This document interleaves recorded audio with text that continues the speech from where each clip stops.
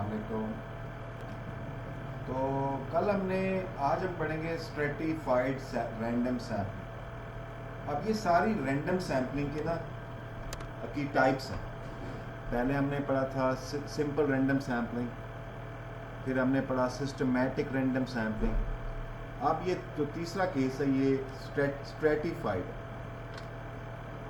All these three are random sampling cases.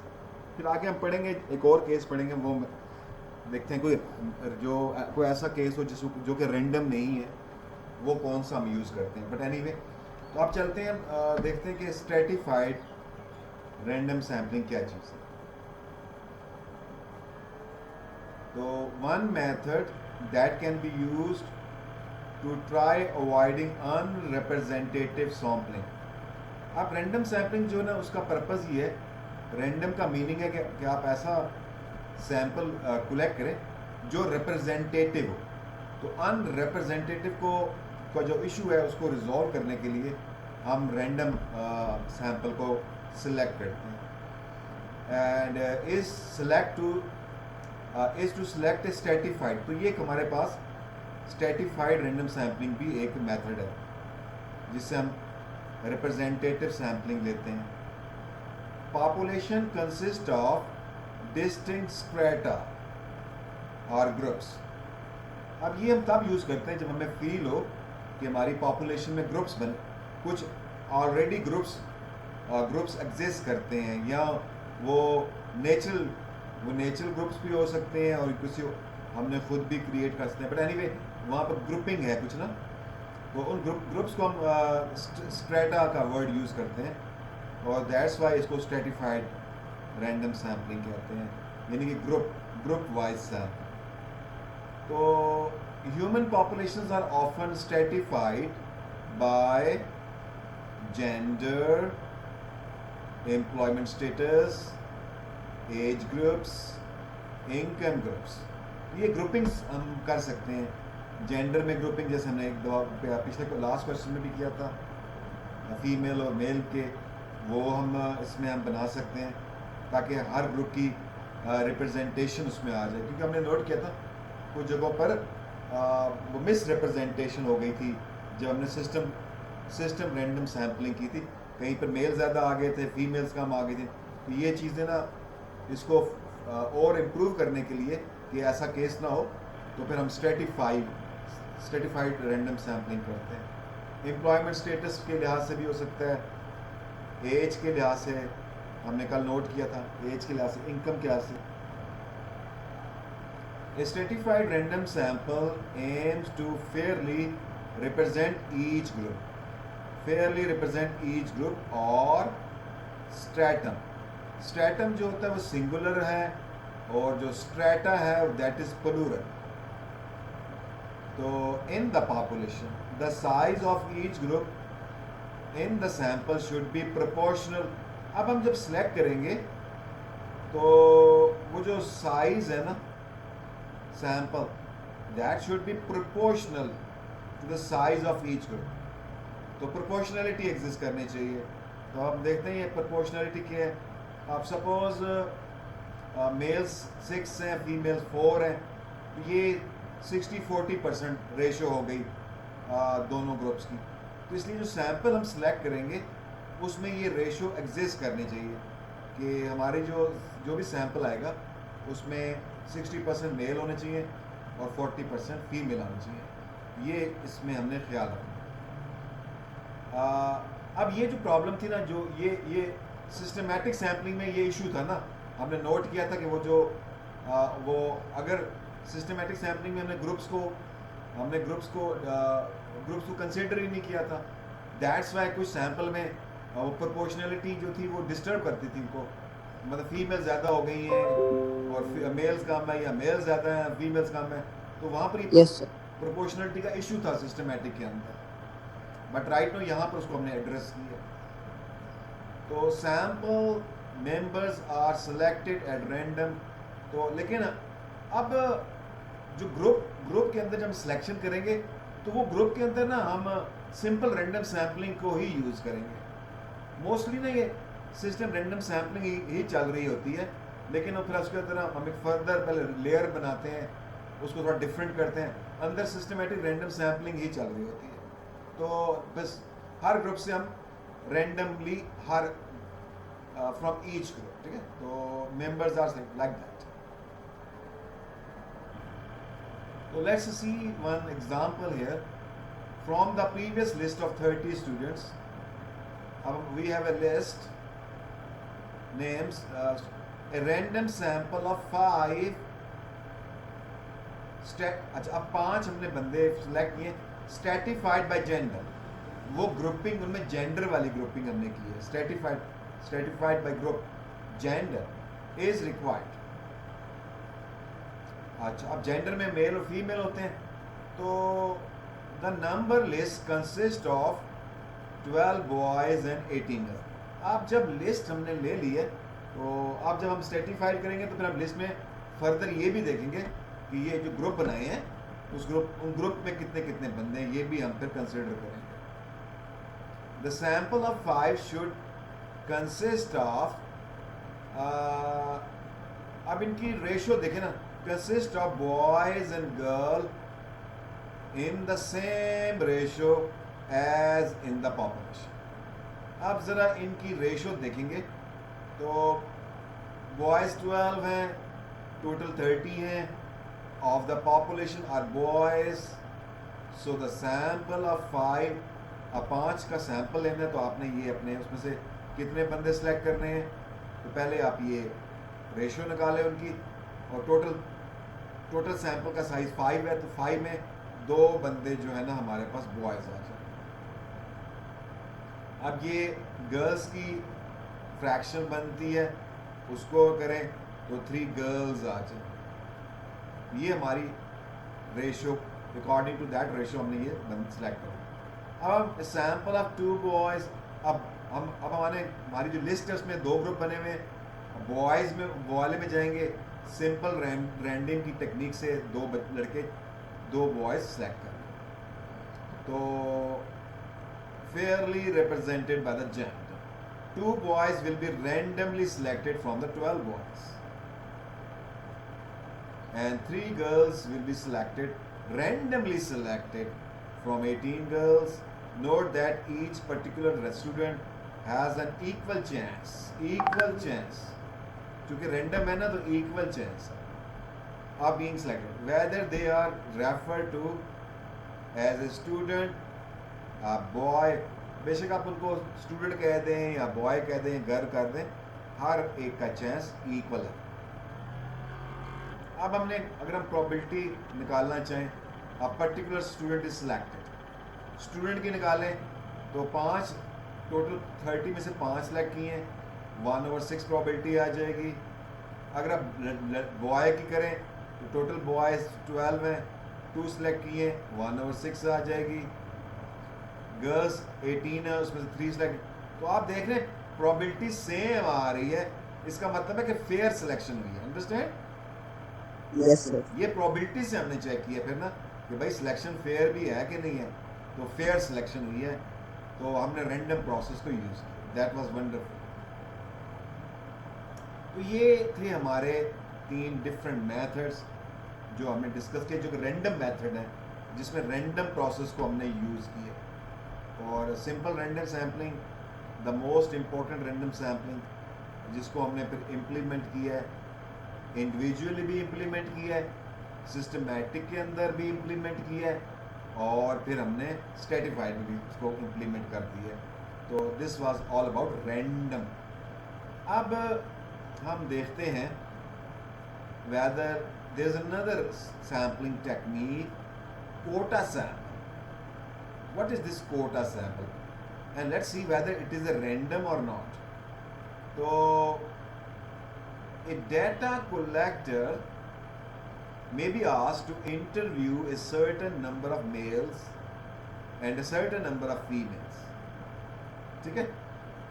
She or he may also be asked to interview equal number of people under 40 and people who are 40 or more. ये 2 groups बना दिए, ठीक है।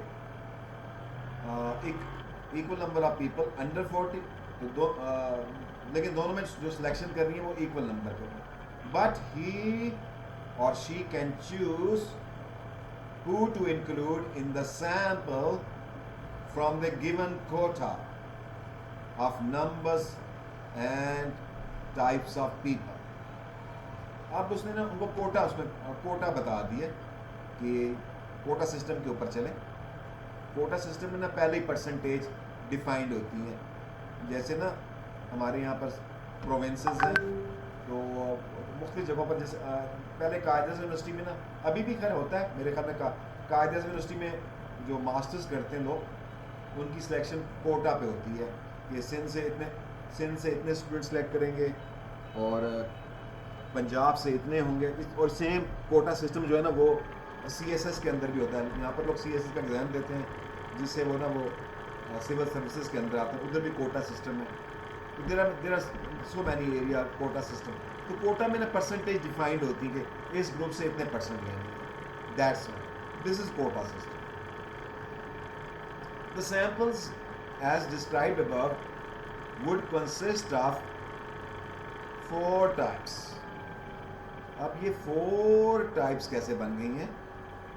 एक तो mail है, फिर female है, और फिर अंडर 40 है, ओवर 40 है। तो 4 ग्रुप इस तरह बनेंगे ना, male under 40, male over 40 2 group, female under 40, female over 40 2 group. तो टोटल 4 ग्रुप्स हैं। And you can see here table में भी हमारे पास 4 पार्ट्स बने, 4 ग्रुप्स हैं। ये देखिए, Yes. ये हमने ग्रुप में, तो ये इस तरह का ग्रुप बन गए। तो डेटा हमारे पास इस टेबल में भी आ गया। Quota sampling is similar to stratified sampling. देखिए ना, ये अब हमने यहाँ इनके, अब आपको सिमिलर लग रहा है, लेकिन हमने इसके डिफरेंसेस को आइडेंटिफाई किया। तो अगर if there is available and is often used in market research, but the interviewer actually chooses the people from the sample.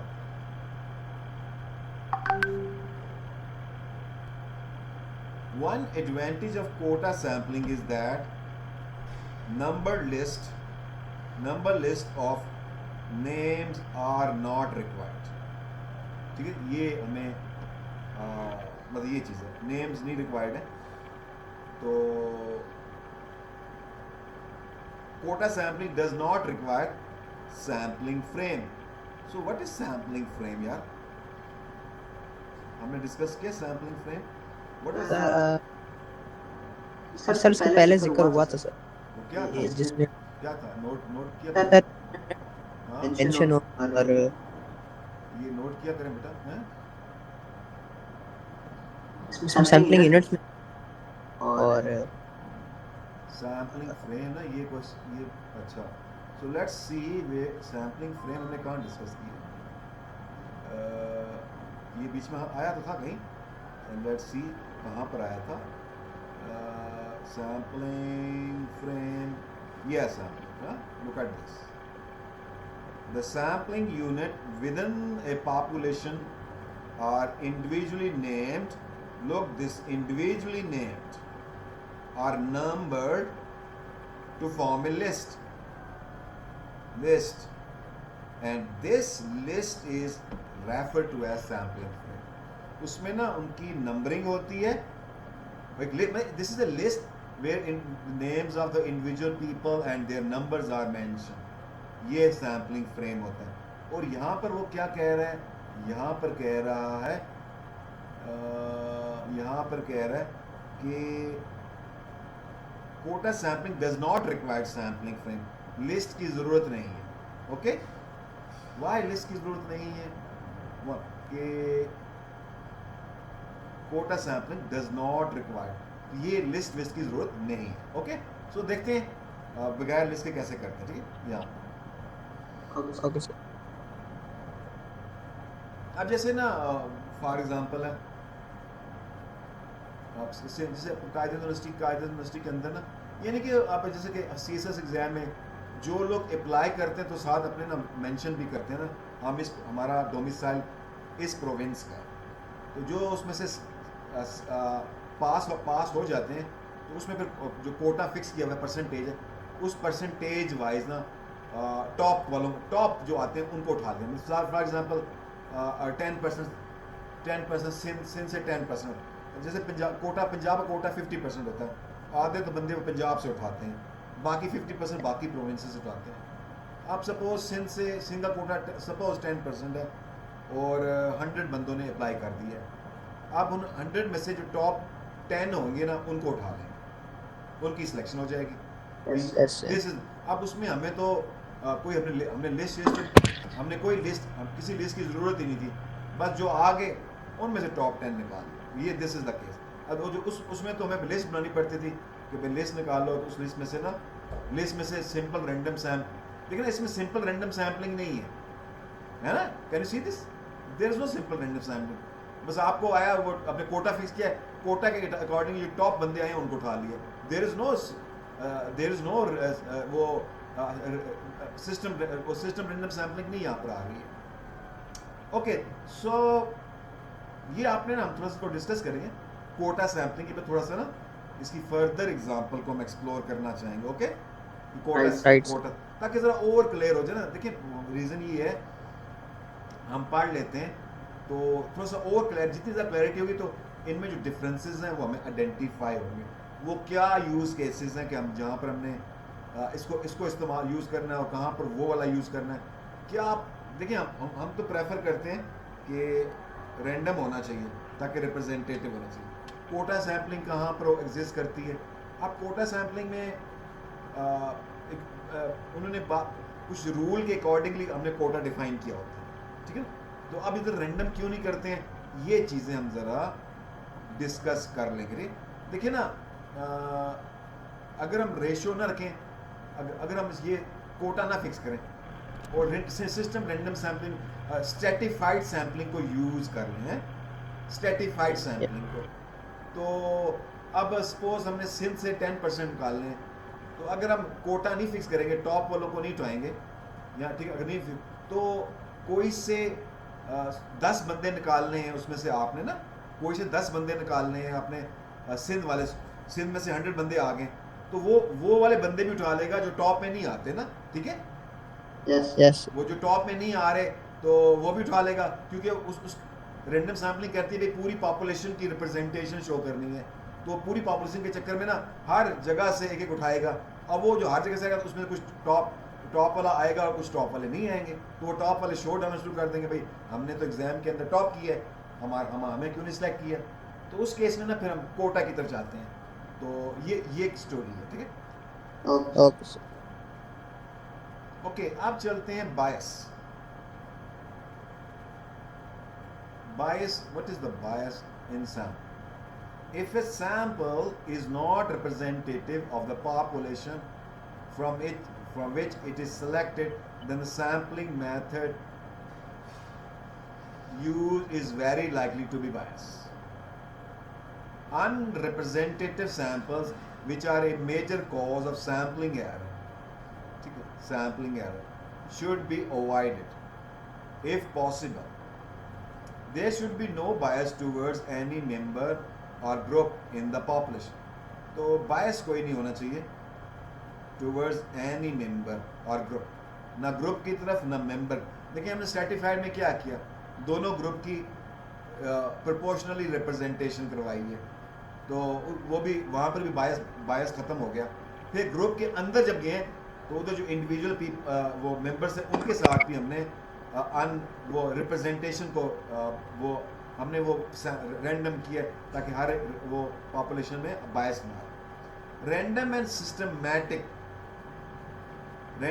Systematic sampling में एक्सीडेंटली प्रोड्यूस अनरिप्रेजेंटेटिव, या this is very very good, ये बात हम करना चाहते थे और ये उसने यहाँ पर कर ही दी, ठीक है। तो वो कहता है कि अनएक्सीडेंटली उसके अंदर ना मिस रिप्रेजेंटेशन हो जाती है, किसके अंदर, सिस्टमैटिक के अंदर और रैंडम। अब देखिए ना हमने इसको जो इतनी डिटेल के साथ पढ़ा है, ये वो पॉइंट्स हैं, अगर हम डिटेल के साथ नहीं पढ़ेंगे तो स्किप हो जाते हैं। और मैंने आपको बताया सैम्पलिंग पढ़ने में तो बड़ी आसान लगती है कि यार ये समझ आ रही है, लेकिन जब हम इसको इम्प्लीमेंट करते हैं ना फील्ड के अंदर जाकर, तो उधर बड़ी बड़ी प्रॉब्लम्स खड़ी हो जाती हैं। आपका अगर सैंपल ही मिसरिप्रेजेंटेटिव है तो उसके ऊपर जितने मर्जी आप एस्टिमेशन करें, प्रॉपर मॉडलिंग करें, वो सारे रिजल्ट बायस्ड आ जाएंगे। जब रिजल्ट बायस्ड आ जाएंगे तो आगे फिर मसला खड़ा हो जाएगा, वो यार ये क्या किया आपने। मतलब अगर हुकूमत मिस रिप्रेजेंटेशन कर दे, स्पेशली वो गवर्नमेंट्स जो कि पॉलिटिकल गवर्नमेंट्स होती हैं, पार्टी बेस्ड गवर्नमेंट्स होती हैं, तो वो जो पार्टी गवर्नमेंट होती है उनको आगे आंसरेबल होती हैं अपने जिन्होंने उनको वोट दिए, वो शोर डाल देते हैं कि आप लोगों ने, आपको हमने सेलेक्ट किया, आगे जाकर आपने हमारे साथ बेईमानी की है, तो आपको हम वोट नहीं देंगे। तो ये ना यहाँ पर बड़ा ख्याल कि अपने सैंपल में से वो हाई बायस, तो फिर उससे रिजल्ट्स भी सारे डिस्टर्ब आएंगे। बड़ा you have to very very careful. तो कह रहे हैं कि रैंडम के अंदर भी इशू आ रहा है, और वो दो इशू कौन से रैंडम सैम्पलिंग है, एक सिस्टमैटिक और एक सिंपल रैंडम। इसको हमने इसमें चेक किया था ना कि उसने जब जैसे देखें ना, अब कोटा के अंदर हम कर दें, कोटा में हम मेरिट को देख रहे हैं, अब उधर सिंपल लगा देना तो वो शोर डाल देंगे, भाई टॉप में मैं था, तुमने उसको भी सिलेक्ट कर दिया। अब हम कहेंगे यार हमने तो कोई मिस्टेक नहीं की है, हम तो रिप्रेजेंटेटिव किस्म की सैम्पलिंग ले रहे हैं ताकि हर एक का फेयर चांस हो। वो गुस्से में आ जाएगा, वो भाई क्या फेयर चांस हो, मैं यहाँ मेहनत करके आया हूँ, आपने मुझे सिलेक्ट ही नहीं किया, आप फेयर चांस कह रहे हैं, उसकी मौजें होगी और मुझे नुकसान। तो वो एक ये सैम्पलिंग के अंदर रैंडम होते हुए भी इश्यूज आ रहे हैं कुछ एरियाज पे। ये वो बातें हम यहाँ पर इसने मेंशन की हैं, and that is very very great point, great idea. Either could select all males. अब अच्छा ये भी हमने देखा था कि वो कभी कभार, मतलब ये हर दफ़ा नहीं होता, कभी कभार सैंपल में सारे के सारे एक ही ग्रुप के बंदे आ जाते हैं, ये भी हमने नोट किया उसमें सिंपल रैंडम सैम्पलिंग में नोट किया है, सिस्टमैटिक में भी ऐसे इश्यूज आ सकते हैं। तो ये कहने का मतलब है उस प्रोसीजर के अंदर जानबूझ के नहीं है, ये अनइंटेंशनल उसके अंदर ये एक्सीडेंटल चीज़ हो जाती है। Stratified sampling is fair. तो सबसे जो बेहतरीन है ना वो स्ट्रेटिफाइड है ना, वो ज़रा ज़्यादा फेयर है, ग्रुप का भी ख्याल रख लेते हैं और ग्रुप के अंदर जो बंदे हैं उनका भी ख्याल रख लेते हैं, है ना। और स्ट्रेटिफाइड में ये भी बड़ा मज़ेदार काम है कि आप उसके ऊपर कोटा भी लगा सकते हैं, है ना। हमने प्रोविंसेस को स्टेटस में डिवाइड किया हुआ है ना, कि भाई ये इस इलाके का स्टेटस बने हुए हैं, और उसके ऊपर ना हम फिर जो है ना, आप उस स्टेटस के अंदर फर्दर स्टेटस भी बना सकते हैं। उसके अंदर मिसाल को आपने कहा पंजाब के 50% हो, तो आप कहते हैं पंजाब के अंदर फर्दर 2 ग्रुप्स बनाओ, मेल और फीमेल को, ताकि दोनों जेंडर्स की रिप्रेजेंटेशन हो। तो आप उसके अंदर फर्दर, तो आप पंजाब में जो 50% है और 40-60% लगा सकते हैं, भाई यहाँ 50-50 कर सकते हैं कि 50% वेमेन लें, 50% वो, यानी कि अगर 100 बंदे सेलेक्ट करने हैं और पंजाब से 100 करने हैं तो 50 और लेडीज़ लें, और अगर 50 मेल्स ले लें। अगर 40-60 की रेशियो है तो 40% लेडीज़ ले लें और 60% मेल, तो वो फर्दर भी स्टेटस अंदर बन सकते हैं। तो दिस इज़ वेरी, तो देखिए हमने ना बड़ा आराम से मैं आपको लिटरली बताऊं, जब मैंने पढ़ा था मुझे बड़ी प्रॉब्लम्स आती थी, जब मैंने सैम्पलिंग पढ़ी थी तो मुझे बड़े इश्यूज आते, भाई कौन सी बेहतरीन है, और मुझे ये वोकैबुलरी भी बड़ी तंग करती थी। आपकी बुक में तो उसने बड़ा क्रिस्टल क्लियर करके डिफाइन किए हुए, ये फ्रेम क्या होता है, लिस्ट क्या होती है। तो जो बड़ी बुक्स होती हैं ना, जो बड़ी हायर लेवल की बुक्स होती हैं, PhDs, वहाँ पर तो वो बड़ी हैवी लैंग्वेज यूज़ करते हैं, और अगर आपकी बेस नहीं है, आपकी स्कूलिंग स्ट्रॉन्ग नहीं है, तो उधर जाके फिर आप ना थोड़ा सा आपको मतलब आप तंग हो जाते हैं। तो वो मतलब कवर तो कर लेता है फिर, लेकिन जब कवर का मतलब क्या है, दोबारा वो पढ़ेगा ना बुक्स जो उसे स्कूल में पढ़नी थी, नहीं वहाँ सही नहीं पढ़ा, तो उसको फिर बड़ी क्लास में जाके पढ़नी पड़ती है। अगर उसने पढ़ी, उसे सही तरह पढ़ा हुआ है, तो वो फिर क्या करेगा, वो उसको रिपीट नहीं करेगा, आगे जाएगा। तो ये वो चीज़ें थी जो बड़ी तंग करती हैं बंदे को, और ये बंदे को क्रिस्टल क्लियर होनी चाहिए। तो कहते हैं कि stratified sampling is fair, but it is impossible to take account of each and every group in the population. तो अब ये क्या मसला है इसका, each and every group in the population, ये क्या चीज़ है, ये what is this, ठीक है। A sample of people must be selected carefully as it is common for one person to be biased towards certain types of people.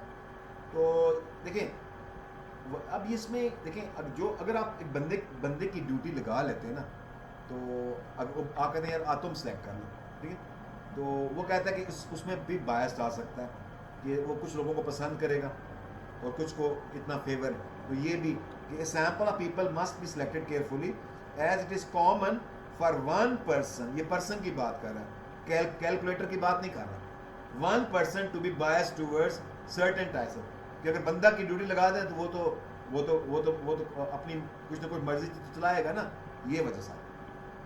तो quota sampling is often biased, ये भी bias हो सकती है because of data collectors own prejudices, ठीक है, आप जो डेटा कलेक्ट कर रहे हैं वो वहां पर कुछ गड़बड़ कर रहे हैं, ठीक है ना। मिसाल के तौर पे वो नहीं कहते हैं कि सिफारिश कर दी है, सिफारिश का एलिमेंट या उसने कहा 10% निकालो, तो ये या 10, उसने कहा चलो ठीक है मैं अंदर कुछ डंडी मार दूंगा है यार, इसकी एप्लीकेशन को पीछे कर दो, उसको आगे कर दो। तो इस किस्म की भी प्रेजुडिसेस आएंगी, वो वहाँ पर आ सकती हैं, इसलिए हमें बड़ा केयरफुल करना पड़ेगा, मतलब इन सब चीज़ों का ना हमने ख्याल रखना है। बट एनीवे, तो इसी तरीके यानी कि जहाँ पर्सन इन्वॉल्व होगा ना वहाँ ज़रा प्रॉब्लम्स के इशू होंगे, अंडरस्टैंड, ये वो बात है। तो अब देखिए ना ये मिसरिप्रेजेंटेटिव कितना डेंजरस है। So if asked to interview 100 people from each of 4 groups in the previous table, some might ignore smokers, people wearing dirty clothes, women who are chewing gum, men with beards and so on. अब ये ना जैसे कुछ हमारे country में मजहबी लोगों को लोग पसंद नहीं करते हैं, वो कहेंगे इसको बाहर निकालना। और अच्छा कुछ लोग ऑफिस में अगर कमीज शलवार पहन के आ जाएं तो वो ऑफिसर उनको पसंद नहीं करते, कहते हैं यार ये पेंडू आदमी आ गए हैं। अगर आप बैंक में जॉब कर रहे हैं और आप वो उसमें सूट में नहीं जाते तो वो अंदर से कहते हैं यार ये क्या बनता मुंह उठा के आते है ना। तो ये कुछ फैक्टर्स हैं जो वहाँ पर इन्वॉल्व होते हैं। स्मोकर्स को पसंद लोग नहीं करते, तो ये प्रॉब्लम्स करती हैं जब पर्सनल प्रेजुडिसेस आ जाती हैं, तो उसकी वजह से उसमें हमारे पास बायस आ जाता है। तो a committee of 5 boys and 2 girls were randomly selected from a class of 12 boys and 16 में। तो क्या करना है हमने, कमेटी बनानी है हमने। तो आप देखिए कमेटी आया ना, कमेटी बनाई। अब जब आप ए लेवल्स की स्टैटिस्टिक्स पढ़ेंगे, उधर एक टॉपिक है परमुटेशन कॉम्बिनेशन। तो उस कॉम्बिनेशन में वो कहता है कमेटी बनानी है 5 बॉयज़ की और 2 गर्ल्स की, बताएं कितने कॉम्बिनेशंस बन सकते हैं। ये फिर आप वहाँ पढ़ेंगे और ये हम सैम्पलिंग के अंदर यूज़ करते हैं उसको, भाई कितने कॉम्बिनेशंस बन रहे हैं। अच्छा, आप आपने रैंडमली सिलेक्ट करना है from a class of 12 boys and 16 girls. तो the committee of 7 is not well stratified. अगर आप 7 की कमेटी बनाएं, ये कह रहा है कि इसमें स्ट्रेटिफिकेशन सही नहीं होगी। अब क्यों नहीं होगी ये देखते हैं जरा। The selected committee is unrepresentative as the boys are over representative, ठीक है ना। अब and the sampling method use was therefore biased. ये कैसे जी? To be fairly stratified by gender the committee of 7 should consist of 3 boys and 4 girls. 7 की कैसे, ये क्या मतलब, मुझे इसकी बात ये लाइन नहीं समझ आई, क्या कह रहा है, what is this? The committee of 7 is not well stratified. Why it is not well stratified?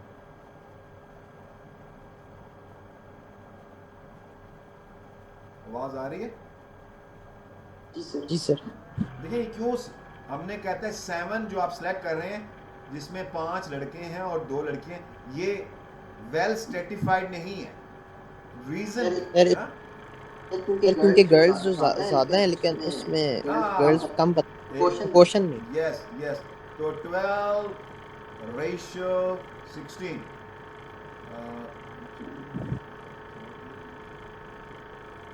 3 ratio 4 है ना। Yes. यानी कि 3:4। Okay okay.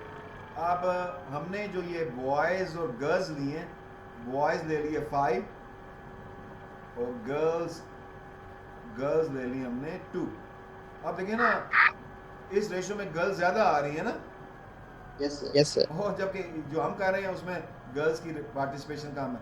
So that's why यहाँ पर जो स्ट्रेटिफिकेशन हुई है, दैट इज़ नॉट रिप्रेजेंटेटिव। ये क्या?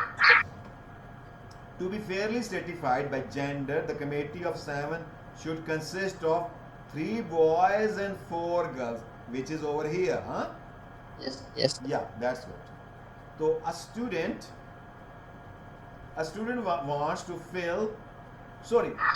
wants to find the average number of books read each month by the student in her school. Okay, she visits the library each afternoon for a week to collect data for her calculation. The student's sample will be unrepresentative of the population. Why? In the library, she is likely to find students who read more than the average number of books. Yes. ठीक है। अब अगर वो library जाके, मतलब क्या मतलब, इसका मतलब मुझे ये लग रहा है कि अगर लाइब्रेरी जाकर वो इंटरव्यू करेगी तो नॉर्मली लाइब्रेरी में वो बंदे बैठे होते हैं जो पढ़ाकू होते हैं, और Yes, बहुत sir. से लोग बुक उठा के घर भी जाते हैं ना, वहाँ पढ़ते हैं ना। Yes, sir. ये तो इसने क्या किया है, इसने कहाँ पर जाके दिया data? She visits the library each afternoon and to collect the data of her. तो ये लेकिन कहाँ से ले रही है? The student sample will be unrepresentative of the population in the library. अच्छा, she wants to find the average number of books read each month by the student in her school. ये I couldn't understand, ये क्या मतलब इसका? Can you, आपको समझ आया? Sir एक सेकंड दोबारा पढ़ता हूँ सर।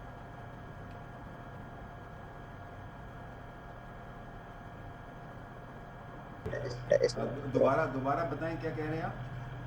सर उसने फाइंड करना है sir average number of books red each month by students in her school.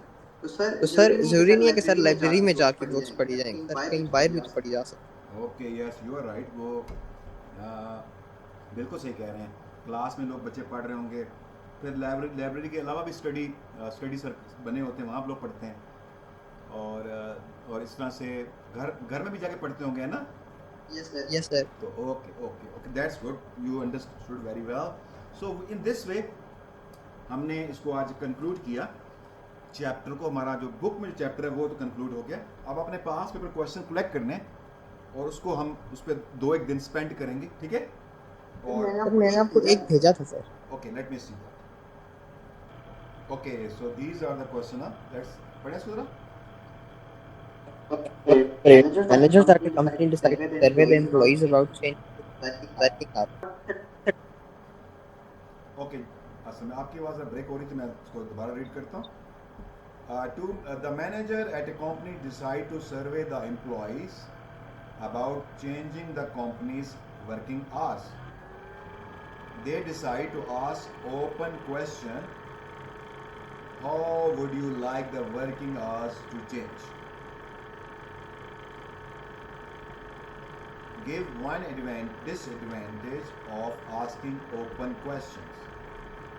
And Joseph think they should survey all the employees. तो ये कह रहे हैं कि सबको सर्वे करें। Write down the name of the survey method. Sir ये हाँ, ये कौन सा मेथड है जी?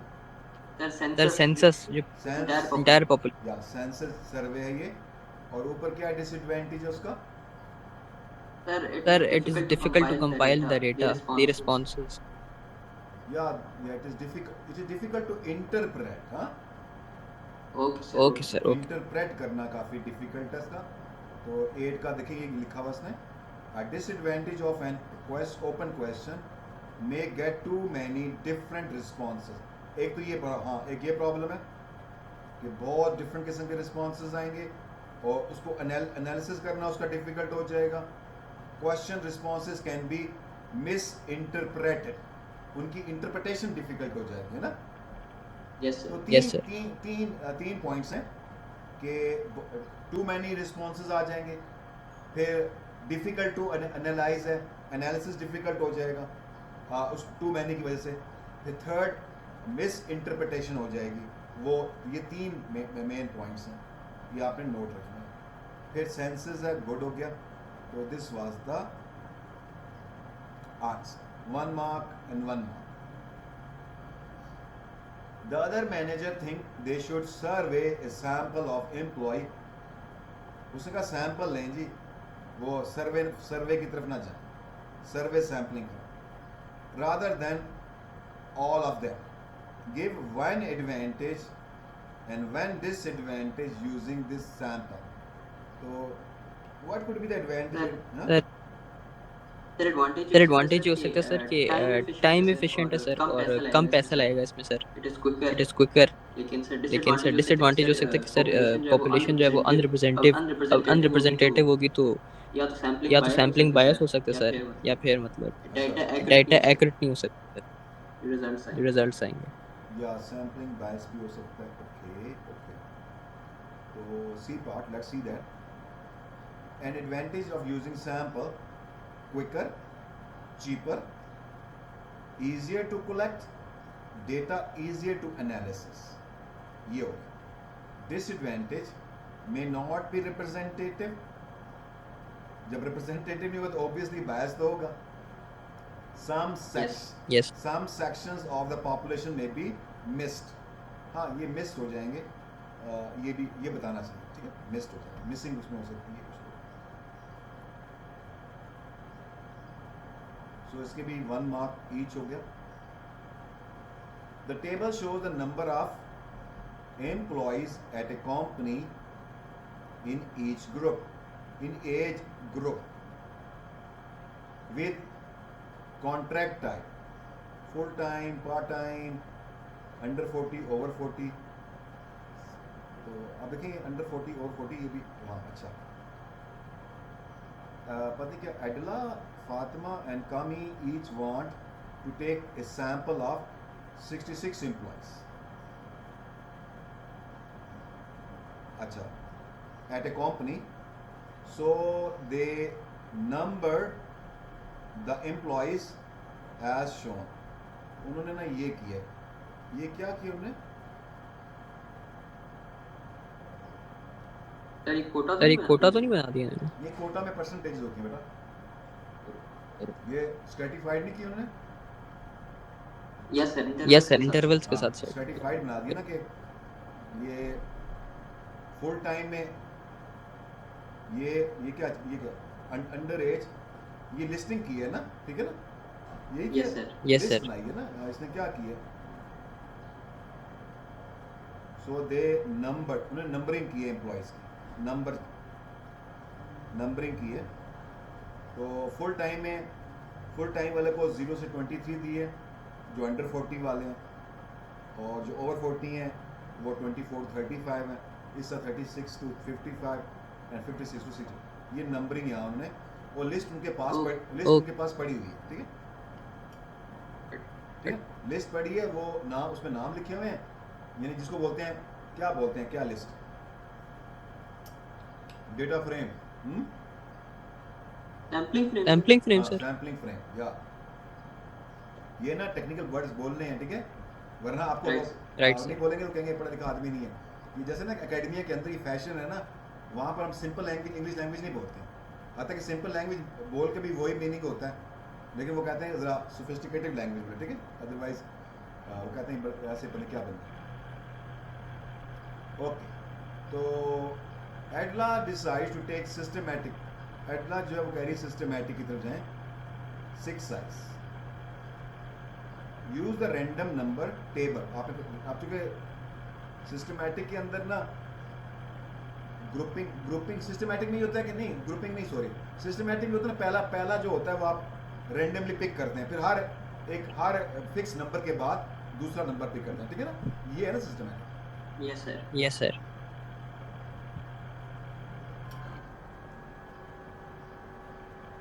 तो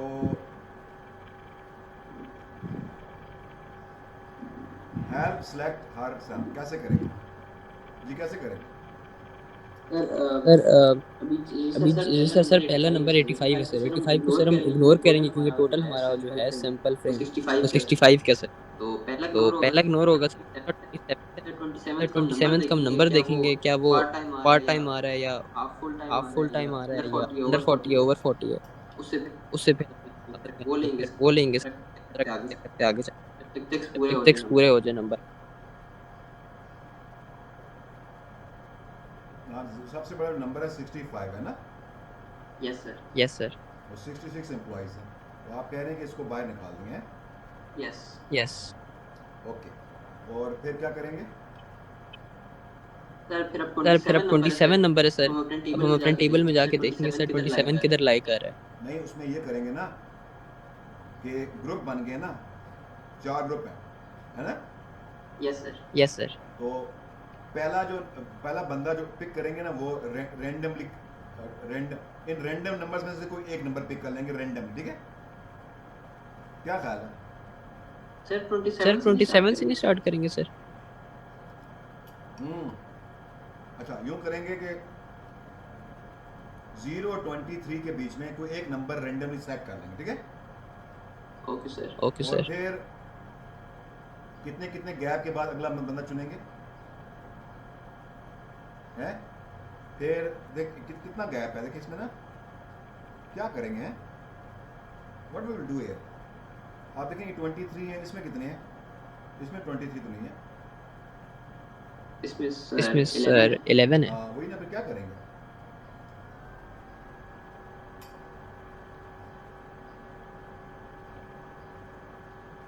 देखना कैसा क्वेश्चन डिजाइन किया उसमें।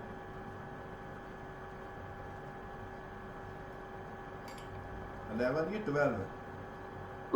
Well sorry, yes sorry. ये बड़ी कॉमन मिस्टेक होती है।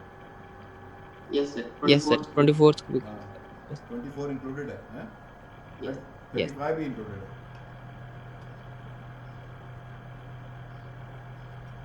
क्या करेंगे बेटा?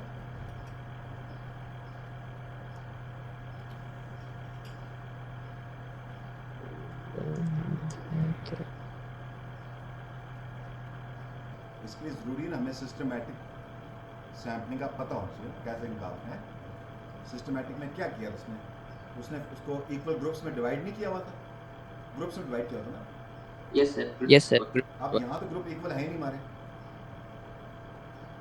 ये भी एक मसला खड़ा हो गया।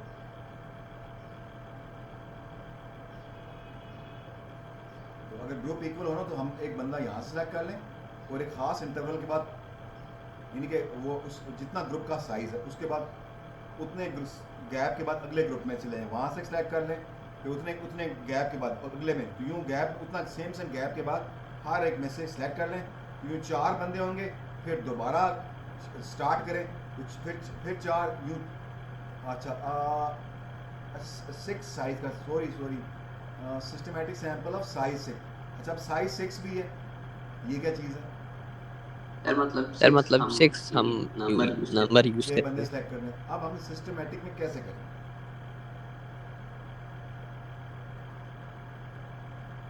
ये बड़ी इंपॉर्टेंट बात है, ये हमने चीज़ सर एक और चीज नोटिस कर रहा हूँ सर, ये 02 है सर, ये 2 दफा है, इसका मतलब हम कैंसिल कर देंगे इसको। अच्छा, ओके ओके, आप कह रहे हैं 02 इधर भी है इधर भी है, एक को निकाल ताकि 2 दफ़ा ना, ठीक है? ये भी हमने ऑब्जर्व करना है यहाँ पर, ठीक है? सर 81 74 69 भी निकल जाएंगे। 81 74 और 69। 81 कहीं रिपीट हुआ? अच्छा, वो नहीं, नहीं सर ये आउट है। सैंपल 69 भी आउट है। 74 भी सर। 74 ये, ओके, यहाँ तो बस सिर्फ यही रह गया। अच्छा, ये रह गया 1 2 3 4 5 6 7 8 रह गए हैं। यस 8 है। अच्छा, अब देखिए ना, हमारे पास रैंडम नंबर यही रह गए ना, यस सर अब यस सर रैंडम नंबर ये रह गए। अब मेरे ख्याल में अगर हम यूँ करें कि ये ग्रुप वन में आएगा और ग्रुप वन में क्या आएगा, ये ग्रुप वन में आएगा, है ना। यस सर यस सर और बस ये ग्रुप वन में दो आ गए। ग्रुप टू में क्या है, 24 to 35। Group two to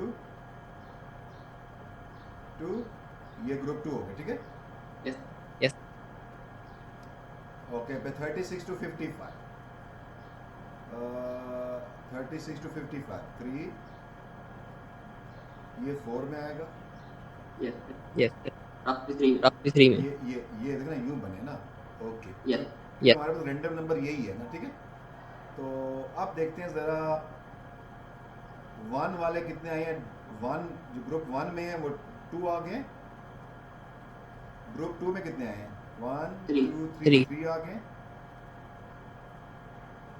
group three में कितने आए हैं, 2 आ गए और में 1 और में एक बंदा, ठीक है। ये करना है 6 सिलेक्ट, है ना। तो ये Yes, sir. ये Yes, हमारे sir. पास 5 6 7 8 टोटल 8 हमारे पास बंदे हैं। तो अब क्या कहानी क्या है, व्हाट इज द स्टोरी है। सर इन 8 में से हमने 2 अच्छा आप यूँ कर लेना, इनकी ज़रा परसेंटेजेस निकालें ज़रा, मुझे बताएं ये 66 24 66 में कितने परसेंट बनता है।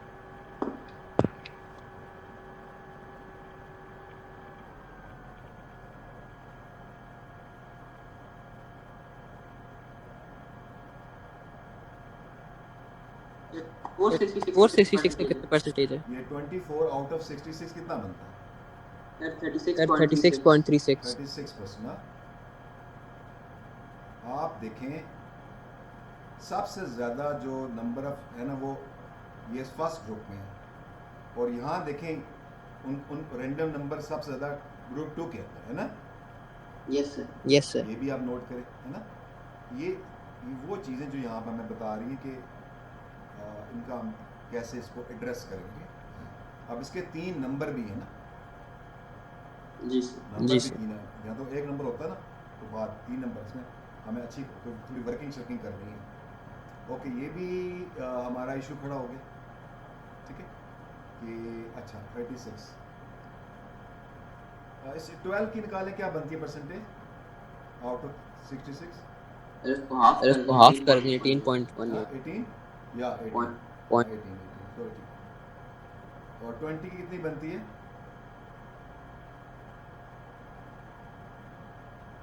ये 30.3 हाँ 30 30 और ये 15 है, ये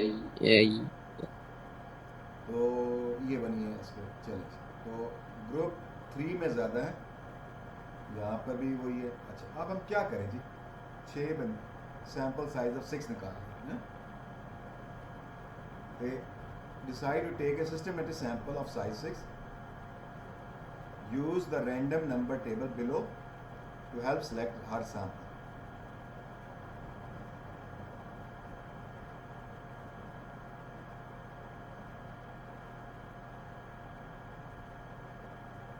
She want to take a sample of the 66 employee at a company. So they number them. अच्छा want to take a sample of the 66 employee. Okay. अच्छा जी ओके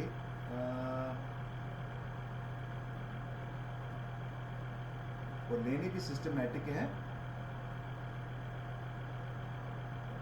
अच्छा 66 को डिवाइड कर दें 4 इक्वल पार्ट्स में, कितने बनते हैं।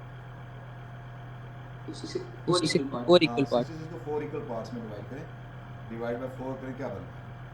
सर 16.5 हाँ 16 15 पॉइंट समथिंग, हाँ सर 16 16 पॉइंट समथिंग। तो एक जो भी माइंड में अप्रोच आती है, एक बंदा रैंडमली सिलेक्ट कर लें ग्रुप 1 में से, ठीक है। अब ग्रुप 1 में दो हैं, तो सपोज हमने एक रैंडमली सिलेक्ट कर लिया सपोज 2 को हमने सेलेक्ट कर लिया, ठीक है, ओके। उसके बाद सर 16.5 के इंटरवल पे अब दूसरा 2 + 16 कितना बनता है? 18। 18 सर 18 जो आएगा वो इस ग्रुप 2 में फॉल करेगा? नहीं करेगा ना? नहीं सर करेगा। अच्छा, अब 18 + 16 फर्दर करें तो फिर क्या बनेगा? अच्छा ठहरे, तो 2 पे तो कहानी नहीं बन रही। सपोज हम अब इसमें सेकंड बंदा कौन सा है? वो जो ग्रुप 1 में वो 19 है। सपोज हमने 19 सेलेक्ट कर लिया। 19 + 16 कितना बनता है? सर 35 कितना? 19 + 16 सर 35 35 35 35 इसमें आता है, एग्जैक्टली वही बॉर्डर पे ही आता है, तो 35 वाला अगला आ जाएगा। 35 + 16 करें तो 42 52 है ना? यस सर 52 आता है, हाँ थर्ड वाले में आता है, तो कितना बन गया था? 52। सर 54 वैसे बनता 54 बनता है, चले 54 + 16 60 और 70 बन जाता है। अब ये आउट हो जाएगा ना? सर 55 बनता है चले 54 ही कर देते हैं, कोई बात नहीं। 54 प्लस पहले कितना बना था? 52 बना था? 55 इससे सर पहले मैंने बनाया था 36 + 52 बना था मेरे केस में ना। अच्छा, ओके अब 58 68, अब उसमें 68 तो है ही नहीं, 60 65 तक है, तो देर आर सम इस तरह से कुछ बात बनती है। या हम यूँ कर लें कि उसको हम कह सकते हैं भाई नहीं है तो 65 वाला सेलेक्ट करो, ठीक है, अंडरस्टैंड? यस अच्छा, सर अब 65 में से फिर 16 ले लें, ऐड कर कितना बनता है? 72, और फिर वापस आएंगे ना, अब 0 से फिर स्टार्ट होगा, है ना? लेकिन वो उस लिस्ट में वो नंबर ही नहीं है ना? रैंडम नंबर तो उसमें है ही कोई नहीं। क्या ख्याल है? सर नीचे जो क्वेश्चन है सर, शो वेदर और नॉट अदला sample is representative in terms of contract. Sir क्या आपने इसमें कोई गलती की हो शो सर? शो वेदर और नॉट एडा sample is representative in terms of, okay, हाँ वो हम चलो ठीक कह सकते हैं, बट एनीवे लेट्स सी इसने आंसर कैसे दिया इसको। Systematic sample any interval size, ठीक है, कोई Okay. एक इंटरवल साइज ले लें। अच्छा, फिर कहता है कि आपने कोई 11 का इंटरवल ले लें, ठीक है, 11 का इंटरवल, ओके। और अब Okay. देखिए आप, इसने ये वाला सैंपल बनाया, हमारा डिफरेंट भी बन सकता है ना, इसने स्टार्ट 2 से किया है ना, ठीक है, एक Okay. Random number Okay. 2 लिया, आप रैंडम नंबर 2 लें, 11 के गैप से बनाए, तो सब देखिए पहला 2 आ गया, पहला 2 आ गया, 13 उस ग्रुप में फॉल करता है, अगले में नहीं करता है ना? नहीं हाँ, करता। तो वो अच्छा, अब इसका मतलब हम भी ठीक ही कर रहे थे। अगर हम अपने अगर हमने जो इंटरवल बनाया था, यानी कि उसने कहा ना कि विद एनी इंटरवल साइज लिया है ना, ठीक है ना, तो इसका मतलब है जो हम भी कर रहे थे वो ठीक कर रहे थे, लेकिन हम एक चीज में थोड़ा स्टक हो गए, हम हर ग्रुप में घुसने की कोशिश कर रहे थे ना, ठीक है, लेकिन Yes, sir. इसने ये ग्रुप 1 में, अगला भी ग्रुप 1 में, लेकिन वो जो सिस्टमैटिक सैंपल की जो इम्पोर्टेंट बात है ना, कि वो गैप को सेम रखता है हर सिलेक्शन के अंदर। बात समझ आ रही है? Okay, आप sir. बेशक वो एक ही दफा मतलब कंसेक्टिव सिलेक्शन एक ग्रुप में से हो जाए, इसको वो मैटर नहीं करती। ग्रुप बनाए हैं उसने, वो क्या करता है, वो सॉरी इंटरवल बनाता है, ग्रुप नहीं करता, इंटरवल बनाता है, और उस इंटरवल के अकॉर्डिंगली जो ना वो आगे चलता है। ग्रुपिंग तो हम जो ग्रुपिंग करते हैं वो तो स्ट्रेटिफाइड में करते हैं ना, ठीक है, Yes, यहाँ पर तो अभी उसने कहा कि यहाँ पर स्ट्रेटिफाइड की बात नहीं कर रहा ना, आई बात समझ में? Yes, sir. ठीक Yes, है, sir. देखिए इस क्वेश्चन हमें प्रॉब्लम क्यों खड़ी हुई है, हमारा माइंड मिक्सअप हो गया है। हम कह रहे हैं भाई ये तो उसने ग्रुप बना दिए, ये तो सर्टिफाइड है, वो ग्रुप उसने बनाए हैं, लेकिन वो जब सैम्पलिंग कर रहा है उसने वो इन ग्रुप को कंसीडर नहीं कर रहा, वो कह रहा है सिस्टमैटिकली चले, ठीक है। Yes, sir. और Yes, sir. Don't get confuse with groups, वो मैंने जरूर बनाए हैं, लेकिन मैं अभी यहाँ अभी इस टाइम जो सैम्पलिंग कर रहा हूँ उधर मैं ग्रुप को कंसिडर नहीं कर रहा हूँ। आप एक इंटरवल बना लें, उस इंटरवल के लिए अकॉर्डिंग, अब मैंने जो इंटरवल बनाया था वो इक्वल बनाया था इस लिहाज से, और 16 आते तो हर 16 के गैप से उठाते चले जाएं, हमारे पास 6 बंदे आ जाएंगे। अंडरस्टैंड सर लेकिन लेकिन हमारा जो लास्ट ग्रुप है सर, उसमें हमारा सर कोई नहीं आ रहा था हमारा, लेकिन इसमें इसका 57 नंबर आ रहा है सर। तो सर जरूरी है कि हर ग्रुप में आए हमारा नंबर? नहीं, अब इसमें ना, हाँ नहीं, हाँ ये जरूरी नहीं है ना। आप देखें ना, आप देखें पहले ग्रुप में 2 बंदे आ गए कि नहीं आ गए? आगे सर। 24 वो तो 23 पे एंड हुआ, तो उसका मतलब ये तो बाल बच्चा है ये, वरना ये भी ग्रुप 1 में ही आ रहा था ना। Yes sir. अगर Yes, 10 sir. का साइज बना दे, क्या ख्याल है? सर मेरे ख्याल में सर तीसरा भी ग्रुप 2 में आता है, चौथा हाँ, ग्रुप नहीं, 2 और में। ये ना, मतलब इसमें प्रोपोर्शनैलिटी का ग्रुप हमने ग्रुप का नहीं ख्याल रखना ना। सिस्टमैटिक में ग्रुपिंग नहीं होती ना बच्चे, आई बात समझ में? Okay sir. Okay sir. Systematic में ग्रुपिंग नहीं होती। अब कंफ्यूजन क्यों खड़ी हुई है? क्योंकि उसने टेबल बना दी ना, वो ग्रुप वाला था, हम एकदम कंफ्यूज हो गए। वजह क्या थी कि अभी हमें सिस्टमैटिक सैम्पलिंग का आइडिया पूरा नहीं है, सही ग्रिप नहीं है हमारी। बात समझाई मुझको? Yes sir. Yes, अब sir. ये आपको बताने का पर्पस ये था कि अगर हम चीज़ों को प्रैक्टिस से ही नहीं करेंगे तो ये सैम्पलिंग जो है ना, ये बंदे को कंफ्यूज कर देता है। आई बात समझ में?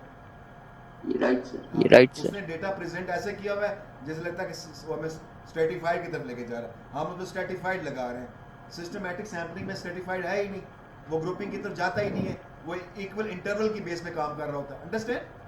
Yes sir. और हमने Yes, पढ़ा sir. था ना स्ट्रेटिफाइड में, यही तो पढ़ा था कि स्ट्रेटिफाइड कह रही है कि स्ट्रेटिफाइड बेहतर है। उसकी वजह है कि सिस्टमैटिक में एक्सीडेंटली बायस्ड आ जाता है। ये नहीं पढ़ा अभी हमने?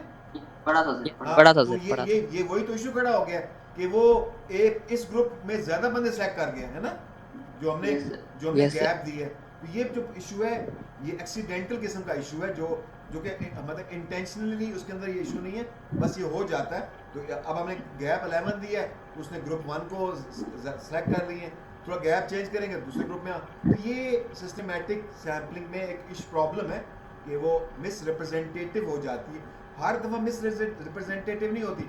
आपने 2 से स्टार्ट किया ना, तो अगर आप 2 की जगह किसी और से स्टार्ट करें तो हो सकता है वो इतनी मिस रिप्रेजेंटेटिव ना हो। यानी जो स्टार्टिंग नंबर है ना, वो भी तो उसमें भी तो डिपेंड कर रहा है ना। बात है समझ में? Yes sir. यस ये सर। ना, ये जरूरी नहीं है कि हर दफा सैंपल ही मिस रिप्रेजेंटेटिव हो, लेकिन वो कह रहा है उसमें चांसेस होते हैं कि सैंपल ऐसा आ जाए। मतलब मिसाल तो आपने सिस्टमैटिक सैम्पलिंग आपने 2 से स्टार्ट कर दिया, आपका जो रैंडम नंबर पहले है वो 2 आया, आपने 2 से किया और 11 में इंटरवल लिए। एक और ने किया, उसका पहला नंबर 19 आ गया, उसने 19 से स्टार्ट किया। अब दोनों में रिप्रेजेंटेशन डिफरेंट होगी ना, होंगे दोनों रैंडम, होंगे Yes, sir. तो Yes, sir. दोनों रैंडम, लेकिन दोनों में जो रिप्रेजेंटेशन है वो डिफरेंट है। ये इशू है, किसका इशू है? ये सिस्टमैटिक सैम्पलिंग के अंदर ये प्रॉब्लम खड़ी है। ठीक है, होते दोनों Right. हैं, Right. दोनों लेकिन मतलब ओवरऑल वो रैंडम है, ओवरऑल वो रैंडम है, उसने रिप्रेजेंटेशन का ख्याल रखा हुआ है। लेकिन उसके अंदर अगर हम ग्रुपिंग की तरफ जाएं, जबकि सिस्टमैटिक सैम्पलिंग ग्रुपिंग को कंसिडर नहीं कर रही, वो कह रही है आप क्यों ग्रुपिंग में जा रहे हैं, मैं ग्रुपिंग को डिस्कस ही नहीं करती, मैंने तो रिप्रेजेंटेटिव डेटा बनाया। तो अगर आप ग्रुपिंग में जाना चाहते हैं तो फिर चांस होगा कि मैं आपको मिस रिप्रेजेंटेशन शो करूंगी, तो बेहतर आप स्ट्रेटिफाइड की तरफ जाएं। अंडरस्टैंड? Yes sir. हाँ, Yes, sir. तो ये स्ट्रेटिफाइड बनी क्यों है, जबकि काम वो भी काम ऑलमोस्ट वही कर रही है, सिंपल रैंडम कर रही है, सिस्टमैटिक भी सिंपल रैंडम कर रही है, सिंपल रैंडम तो कर ही रही है। तो ये क्यों बनाए गए, इनमें डिफरेंसेस का पता होना जरूरी है। अंडरस्टैंड? अंडरस्टैंड। हाँ, Understand, इन क्वेश्चंस को आप करें और वेरी केयरफुल के इसको हम कंटिन्यू करेंगे, बहुत ज़्यादा क्वेश्चंस करें। ये सैम्पलिंग बहुत ज़्यादा ट्रिकी टॉपिक है।